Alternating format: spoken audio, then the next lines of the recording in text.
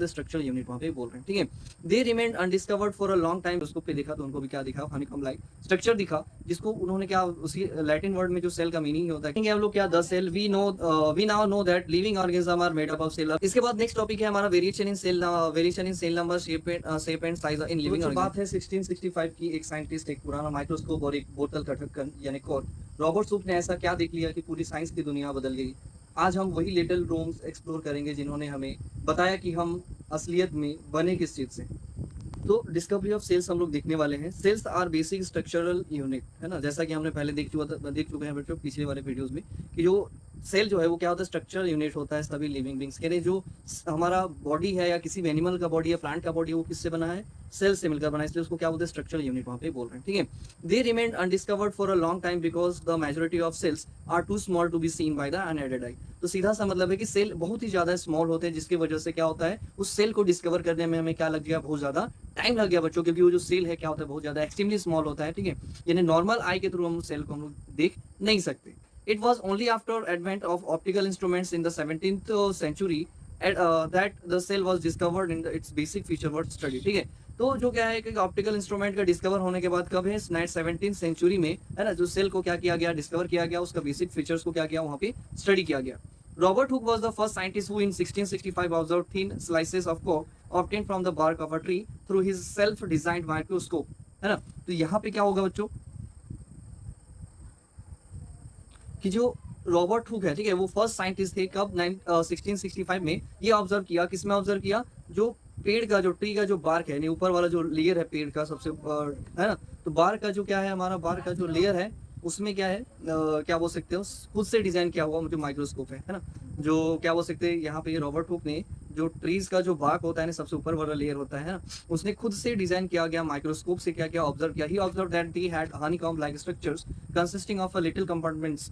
तो क्या देखा बार्क में, देखो जैसे कि इस पिक्चर में आपको दिख रहा है, वहाँ पे हनीकॉम्ब जैसा स्ट्रक्चर दिखा उनको, छोटा छोटा, ठीक है। उस बार्क में उस माइक्रोस्कोप के थ्रू ऐसे छोटे छोटे हनीकॉम्ब लाइक स्ट्रक्चर वहाँ पे उनको दिखा, जो कि छोटे छोटे कंपार्टमेंट जैसा, यानी छोटे छोटे कंपार्टमेंट जैसा उनको क्या हो रहा था, फील हो रहा था, छोटे छोटे रूम के जैसा। तो यहाँ पे इन लैटिन सेल का मतलब क्या होता है, लिटिल रूम, ठीक है। तो हनीकॉम्ब जैसे आपको दिख रहा होगा, हनीकॉम्ब ऐसे छोटे छोटे रूम बनाए होते हैं। तो सेल को भी या बार्क को भी जब उन्होंने अपने खुद के डिजाइन किया गया माइक्रोस्कोप पे देखा, तो उनको भी क्या दिखा, हनीकॉम्ब लाइक स्ट्रक्चर दिखा, जिसको उन्होंने क्या उसी लैटिन वर्ड में जो सेल का मीनिंग होता है क्या, little room. It was later explain that these compartments were actually dead cells bound by a cell wall. तो बाद में क्या डिस्कवर्ड हुआ, एक्सप्लेन किया गया, है ना, ये जो कंपार्टमेंट उनको दिखा, ये दिखा, वो क्या है, एक्चुअली जो है डेड सेल का बना हुआ है, जो किससे है, हमारा सेल वॉल से क्या बोल सकते हैं, बाउंड है, यानी उसके साथ जुड़ा हुआ वहाँ पे।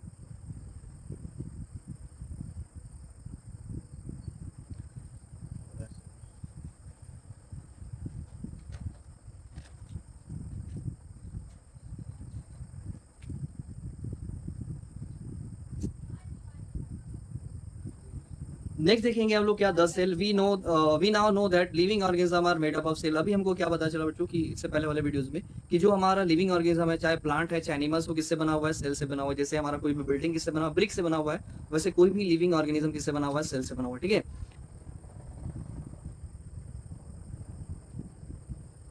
The cells have the same size, the cells have the same basic structure, but they are different with respect to their number, shape and size, ठीक है। तो जो सेल होते हैं बच्चों, जितने भी सेल होते हैं, उनका बेसिक स्ट्रक्चर क्या होता है, हमारा सेम होता है। तो डिफरेंट क्या होता है सेल में, उनका जो नंबर है वो डिफरेंट होता है, शेप और साइज डिफरेंट होता है, नंबर में, शेप में और साइज में डिफरेंट होता है, बट बेसिक स्ट्रक्चर सभी सेल में क्या होता है, हमारा सेम होता है, डिफरेंट लिविंग ऑर्गेनिज्म में, ठीक है। यहाँ पे बच्चों एक एक्स्ट्रा है, do you know the outermost layer of our skin consist of dead cells, this layer is shed periodically and is replaced by newer cells. You may be surprised to know that a person may lose about 4 kilogram of skin cells every year, ठीक है। तो हमारा जो skin का जो सबसे ऊपर वाला लेयर है बच्चों, वो किससे बना हुआ है, डेड सेल से मिलकर बना हुआ है। और जो डेड सेल है वो क्या होता है, periodically यानी टाइम के टाइम क्या होता है, वो हमारे बॉडी से निकल जाता है, यानी वो दूसरे डेड सेल से क्या होता है, वहाँ पर रिप्लेस होता है, और उसके बदले क्या आ जाता है, उसके वहाँ पे नया सेल्स वहाँ पे आ जाता है। यानी अगर हम लोग एक नॉर्मल पर्सन का बात करें तो क्या करता है, एक साल में अबाउट 4 किलोग्राम ऑफ स्किन जो है सेल क्या करता है, एक साल में क्या करता है, हमारा चेंज करता है। एक साल में कितना चेंज करता है, 4 kg बच्चों, कितना,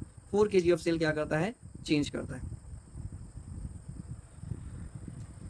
इसके बाद नेक्स्ट टॉपिक है हमारा variation in cell number, shape and size in living organism. तो बेसिक स्ट्रक्चर तो बच्चों सेल, सभी सेल का क्या होता है, सेम होता है, बट उनका शेप, साइज और क्या बोल सकते हो नंबर क्या होता है, डिफरेंट होता है। तो सबसे पहला देखते हैं सेल नंबर, ठीक है।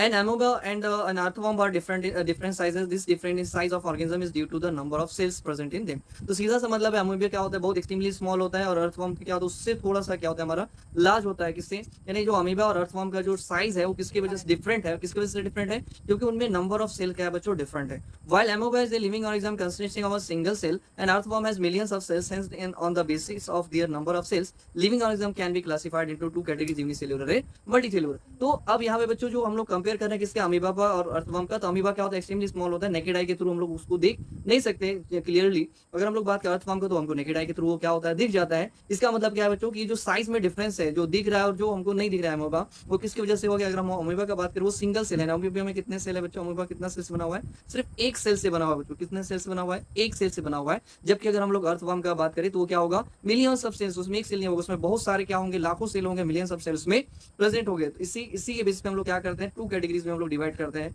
लिविंग ऑर्गेनिज्म को, एक यूनिसेल्युलर और दूसरा मल्टीसेल्युलर।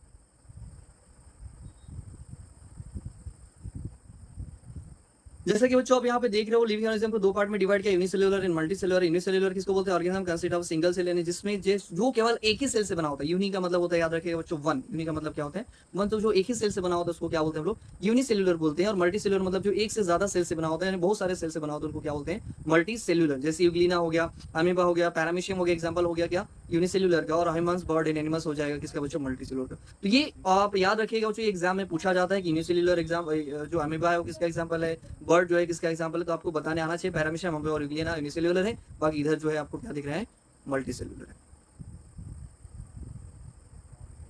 सेकंड जो डिफरेंस होता है सेल शेप में, तो आप देखो the shape of cells differ not only different organism but also in different organs of the same organism. तो जो सेल का जो शेप है वो क्या होता है बच्चों, ऑर्गेनिज्म में डिफरेंट नहीं होता, बल्कि एक सिंगल ऑर्गेनिज्म में भी क्या होता है डिफरेंट काइंड ऑफ क्या हो सकते हैं और सेल हो सकते हैं, ठीक है। यानी एक ही ऑर्गेनिज्म में अलग अलग टाइप के क्या हो सकते हैं, अलग अलग शेप के क्या हो सकते हैं, वहाँ पे सेल हो सकते हैं उसके अलग अलग ऑर्गन्स में, है ना। भले ही हमारा ऑर्गेनिज्म सेम है बट उसमें सेल क्या हो सकता है डिफरेंट हो सकता है उसके डिफरेंट डिफरेंट ऑर्गन में।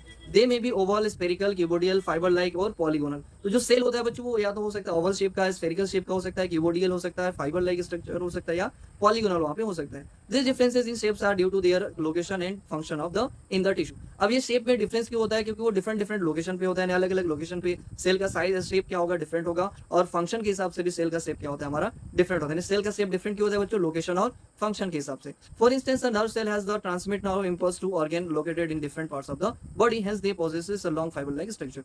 तो सीधा सा मतलब है बच्चों, अगर हम लोग एग्जांपल के लिए नर्व सेल का ले तो नर्व सेल यहाँ पे देखो दिख रहा होगा एग्जांपल।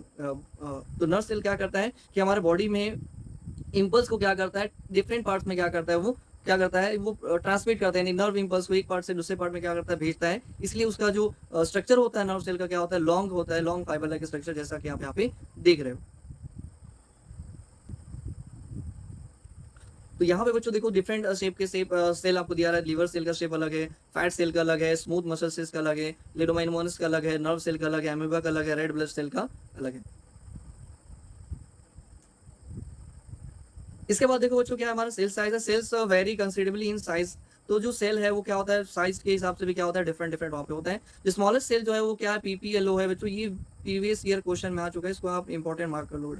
ये इंपॉर्टेंट है, प्रीवियस ईयर क्वेश्चन में आ गया कि जो स्मॉलेस्ट सेल है वो क्या है, पीपीएलओ, जिसका नाम है क्या है प्लूरो निमोनिया लाइक ऑर्गेनिज्म, ठीक है। प्लूरो निमोनिया लाइक ऑर्गेनिज्म हमारा है, पीपीएलओ है, शॉर्ट फॉर्म में आपको याद रखना है। स्मॉलेस्ट सेल ये आपकी इंपॉर्टेंट क्वेश्चन में यानी प्रीवियस ईयर में आ चुका है, जिसको क्या बोलते हैं माइक्रोप्लाज्मा भी बोला जाता है। पीपीएलओ को क्या बोलते हैं माइक्रोप्लाज्मा भी बोला जाता है। It is about 0.1 micron. इसका साइज भी याद रखेंगे बच्चों, कितना होता है 0.1 माइक्रोन। माइक्रोन को डिनोट करते हैं किससे, म्यू से। और डायमीटर का अगर हम लोग बात करें तो क्या होगा 10⁻⁻6 मीटर डायमीटर उसका होगा। Ostrich is considered to be the largest cell in nearly 1 centimetre 170 mm in diameter. तो याद रखिएगा बच्चों, जो स्मॉलेस्ट सेल है वो माइक्रोप्लाज्मा या पीपीएलओ है, जो लार्जेस्ट सेल है वो क्या है बच्चों, वो है हमारा ऑस्ट्रिच है। तो दोनों आपको याद रखना है, स्मॉलेस्ट और लार्जेस्ट, बहुत ही ज्यादा इंपॉर्टेंट आपके एग्जाम के। The hens egg also represent a single cell, it is a big enough to be seen with unaided eye। तो जो hens जो क्या बोल सकते हो आप वहाँ पे सेल है वो भी क्या होता है इतना बड़ा होता है, सिंगल सेल होता है, वो हमको बिना बिना किसी इंस्ट्रूमेंट का वो हमको क्या होता है दिख जाता है। अब इस एक्टिविटी में बच्चों कुछ एक का कुछ क्या दिख रहा है आपको, यहाँ पे कुछ पार्ट दिख रहा है, आउटर शेल है, एल्बुमिन है, ठीक है, योक है, सेल मेम्ब्रेन है, एयर्स है, कि कुछ कुछ डिफरेंट पार्ट्स है। इस एक्टिविटी को आप लोग एक बार लिख लीजिएगा, याद कर लीजिएगा। अब यहाँ पे देखो जो कुछ सेल है दिया हुआ उसका साइज है, तो अमीबा का साइज होता है 100 माइक्रोन, हैंस एक का है, ऑस्ट्रिच एक का है, और ग्रीन एल किया कैरा का यहाँ पे दिया हुआ है, सबका साइज वहाँ पे दिया हुआ है। अगर हम लोग बात करें नेक्स्ट कुछ ह्यूमन बॉडी सेल का, तो यहाँ पे human body red blood cell का साइज, लिवर सेल का साइज, ह्यूमन ओवम का साइज, नर्व सेल का साइज यहाँ पे दिया हुआ है। और यहाँ पे कुछ कन्वर्जन फैक्टर दिया कि 1 neuron micron is equal to कितना हो जाएगा, माइक्रोमीटर इज इक्वल टू हो जाएगा 10⁻⁻6 मीटर्स या 10⁻³ मिलीमीटर हो जाएगा। Do you know the life span of red blood cell is about 120 days. तो यहाँ पे क्या हो जाएगा बच्चों, जो हमारे बॉडी में रेड ब्लड सेल होता है उसका जो लाइफ है कितना होता है, 120 डेज की होता है। 120 डेज के बाद वो क्या हो जाता है, डेड हो जाता है। यहाँ पे एक्टिविटी 2 है, तो इसको भी एक बार आप लोग देख लीजिएगा। नेक्स्ट वीडियो में बच्चों हम लोग देखने वाले हैं पार्ट्स ऑफ सेल। इस वीडियो में लिए इतना ही, थैंक यू।